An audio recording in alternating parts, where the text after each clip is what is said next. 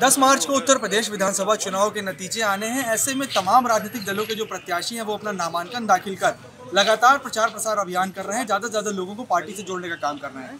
हमारे साथ लखनऊ मध्य से समाजवादी पार्टी के प्रत्याशी रविदास मल्होत्रा जी हैं।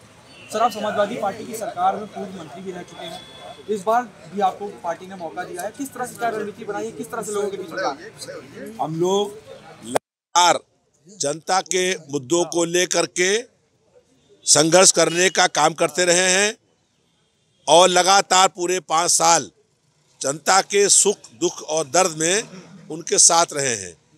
लगातार प्रदेश में महंगाई बढ़ी है, बेरोजगारी बढ़ी है और विकास के सारे काम ठप हो गए।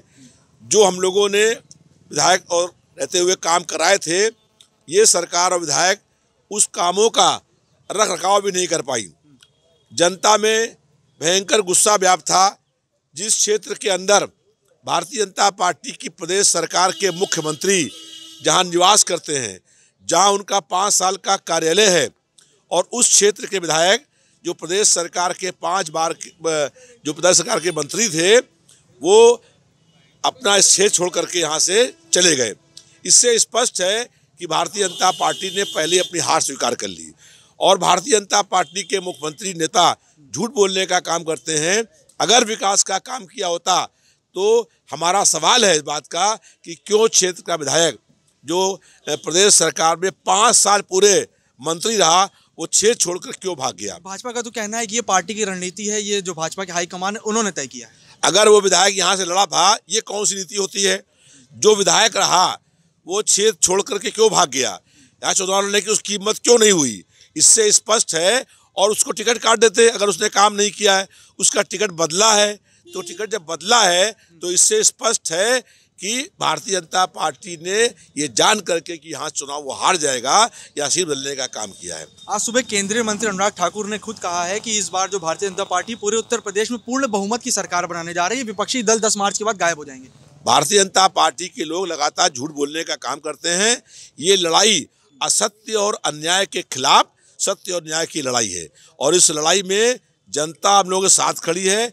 आज भारतीय जनता पार्टी की 5 साल की सरकार में एक भी ऐसा कोई काम नहीं है जिस काम की शुरुआत भी करी हो, इस काम का अंत भी कर दिया हो। तो बताते हैं कि राशन उन्होंने गरीबों तक पहुंचाया। देखिए, जो जनता को रोजगार नहीं मिल रहा है, हम चाहते हैं कि जनता को रोजगार मिलने का काम हो।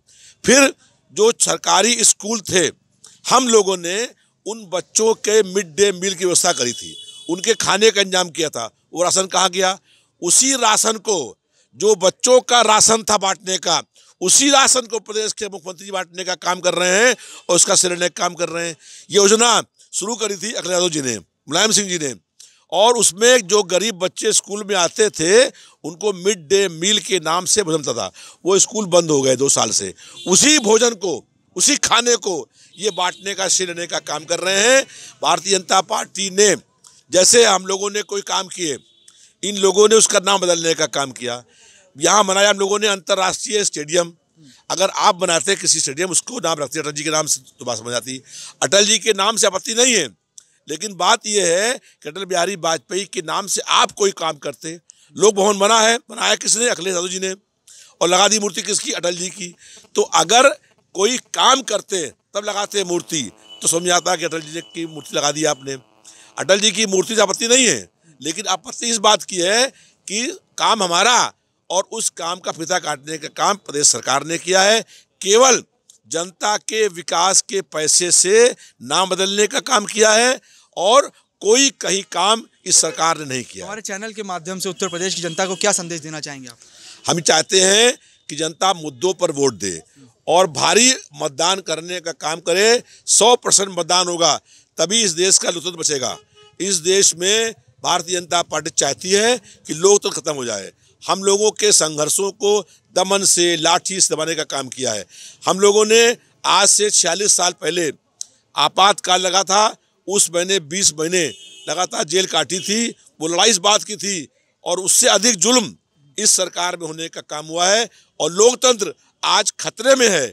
इसलिए जनता के मौलिक अधिकार का हनन हो रहा है और दमन के माध्यम से जनता की आवाज़ बनने का काम हो रहा है। उसके खिलाफ हम लोगों का ये संघर्ष है। जनता हम लोगों के साथ है।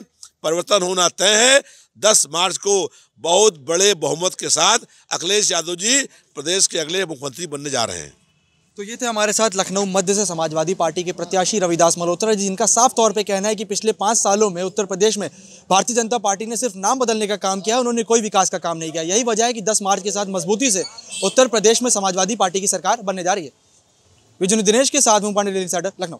यूपी और देश दुनिया की तमाम ताजा तरीन खबरों के लिए आज ही गूगल प्ले स्टोर से इंस्टॉल करें हमारा तेजी से उभरता न्यूज ऐप डेली इंसाइडर।